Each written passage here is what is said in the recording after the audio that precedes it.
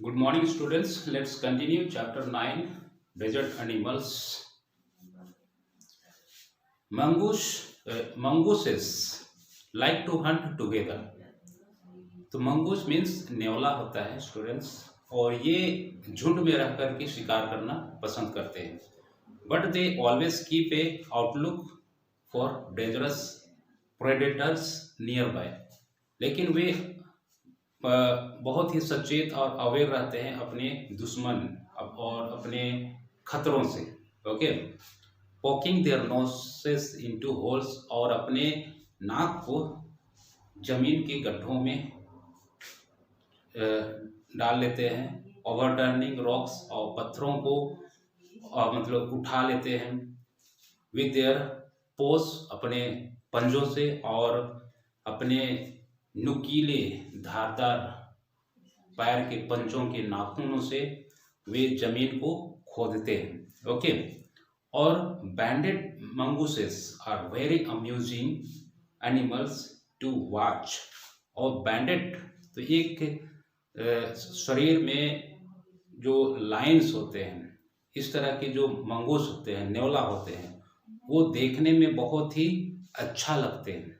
Okay, a common site in many parts of Africa. और ये लाइनदार वाली जो नेवला होती है, ये बहुत ही कॉमनली अफ्रीका में पाए जाते हैं. Okay, they travel in groups of about 20, और ये अपने झुंड में 20 के झुंड में घूमते हैं अपने भोजन की तलाश में, जैसे कि झिंगुर वगैरह हो गया, और स्कॉर्पियन, जैसे गोजर इत्यादि, और छोटे छोटे जीव जंतुओं का शिकार करने के लिए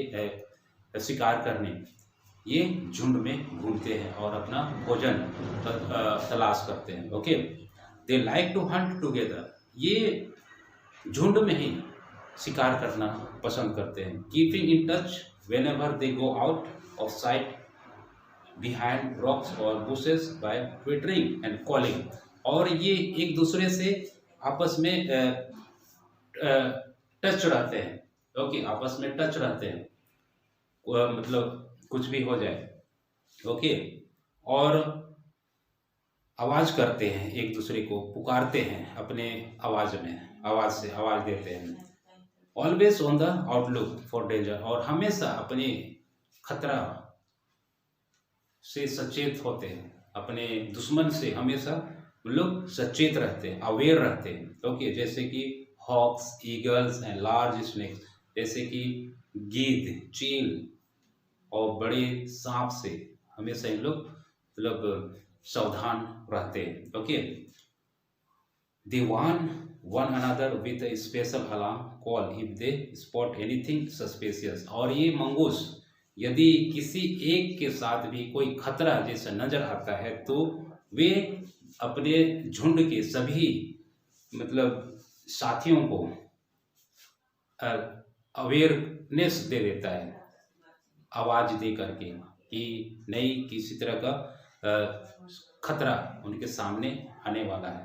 तो ये भी देखो, इंसान की तरह ये लोग अपनी आवाज से एक दूसरे को संदेश देते हैं कि खतरा है या नहीं है. Okay, then mongooses are famous for being able to kill snake without getting hurt themselves. और मंगूस की एक बहुत ही अच्छी कहानी है, उसको आप लोगों ने सुना होगा कभी.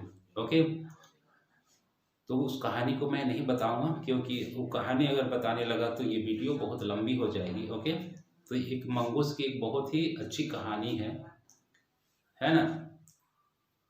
उसमें ये होता है कि एक परिवार में एक नेवला को पाले रहते हैं, है ना. और उस परिवार में पति पत्नी रहते हैं, पति पत्नी रहते हैं, और एक बच्चा रहता है, छोटा बच्चा. तो एक दिन पत्नी बच्चे को उसका पति घर से कहीं बाहर गया होता रहता है, तो उसकी पत्नी बच्चे को घर में ही पालने में सुला करके वो बाजार चली जाती है, और घर में मंगूस नेवला केवल रहता है. लेकिन जब पत्नी घर बाजार से वापस आई, तो देखी कि मंगूस के मुंह में एकदम खून से लथपथ था, और पत्नी बिना ही सोचे समझे कि मंगूस मेरे बच्चे को मार डाला है, कहा कि बाजार से जो सामान टोकरी में भर के ला रही थी उस टोकरी को मंगूस के ऊपर पटक दी और वो मंगूस वहीं के वहीं मर गया। तो दौड़ते हुए अंदर गई और जब अपने बच्चे को देखी कि बच्चा सुरक्षित था और उसके बगल में एक सांप मरा हुआ था, तब समझी कि नहीं, ये मंगूस मेरे बच्चे को सांप से बचाया है।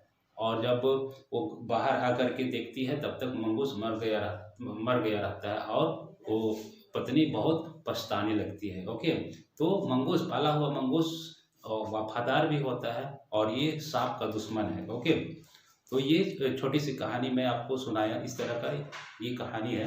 Okay, so mongoose, their reaction are so fast that they can dodge each time the snake strikes. और ये मंगूस बहुत जल्द ही प्रतिक्रिया करता है। ओके, अगर सांप एक बार उसको सिर उठा करके डंस मारने के लिए कोशिश करता है तो ये उछाल मारता है, मंगूस, है ना, उछाल मारता है और उछाल मार मार के सांप को थका देता है। उसके बाद लास्ट में सांप को दबोच करके मार डालता है। ओके, तो बहुत फास्ट उछलता है जिससे सांप मंगूस को मतलब पहुंच ही नहीं पाता है। Okay, they continually make a nuisance of themselves until after a while when the snake gets tired they quickly dive in for the kill। और इसी तरह से मंगूस बहुत ही जल्दी उछाल मारता है, उछलता है और सांप उसको पहुंच नहीं पाता है उस पे। और जब सांप उछल के थक जाता है तो अचानक से ये मंगूस उस पे झपट पड़ता है और उसको दबा के मार डालता है। Okay, All the female mongoose have their kitten at about the same time। और सभी फीमेल मंगूस एक ही समय में बच्चे देते हैं। They are raised by the whole group in a den made inside an old termite mound or hollow log। और उनके बच्चों को पूरे झुंड के लोग परवरिश करते हैं, बढ़ाते हैं किसी भी ये खोखला में या तो किसी भी दीमक के गड्ढा में। Okay, when most of the adults are out looking for food, one or two male stay behind to stand guard until the other returns for the night।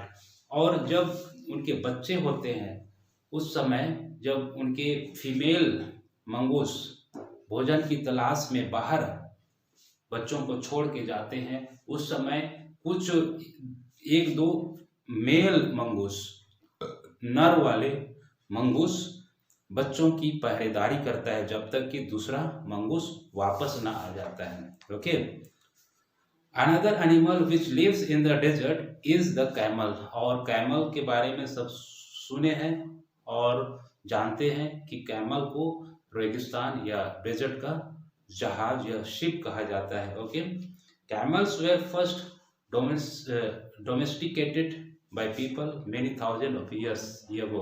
और कैमल्स कई हजार वर्ष पहले इंसान के द्वारा सबसे पहला पालतू जानवर माना गया है।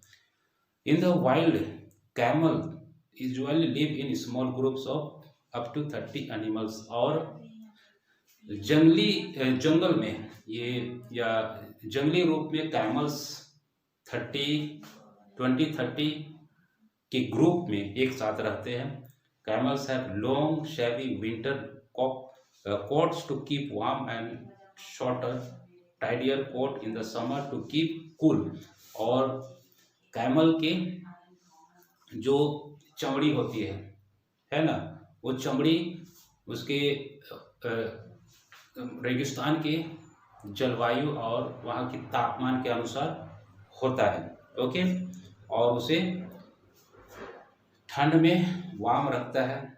ओके, और समर में उसको कूल रखता है। ठीक है, और 30 कैमल कैन ड्रिंक ना, या thirsty camel can drink as much as 30 gallons of water.